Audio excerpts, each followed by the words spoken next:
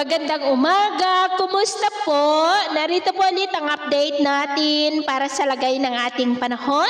Ngayong umaga po ng February 2, 2025. Sa ngayon po ay nananatili na walang anumang sama ng panahon sa loob at labas po ng ating area of responsibility. Mainit na hangin na mula sa Pacific Ocean o yung tinatawag po natin na easterlies ang dominanteng hangin ngayon na umiihip sa ating bansa.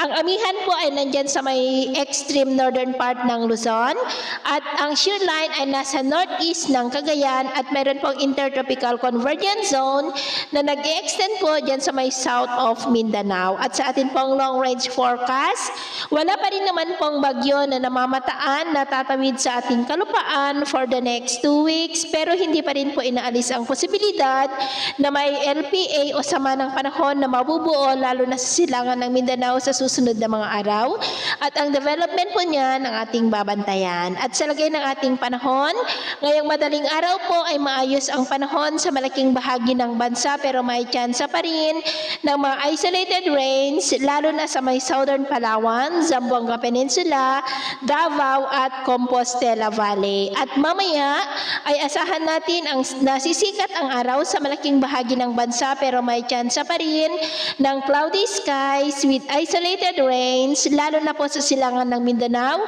Sulu Archipelago at Zamboanga del Sur. At mamayang hapon, maayos pa rin ang panahon sa malaking bahagi ng bansa pero may tsansa pa rin ng cloudy skies with isolated rains, lalo na po sa may Cagayan, ilang bahagi ng Cordillera at sa malaking bahagi ng Mindanao, kaya mag-ingat pa rin po tayo. Sa atin naman po mga baybayin, maalon po ngayon sa buong seaboard ng silangan ng ating bansa ng mga alon dyan ay posible po na aabot hanggang sa 1 to 3 meters height. Kaya hanggat maaari po ay iwasan na muna natin ang papalaot dyan sa mga may kulay pula para mas makaiwas sa mga sakunang pangkaragatan. So ito po ang latest update natin sa araw na ito. Takbo muli si James na nagsasabing sa kahit na pagsubok po na darating sa ating buhay, huwag po tayong mawawalan ng pag-asa. Thank you and God bless!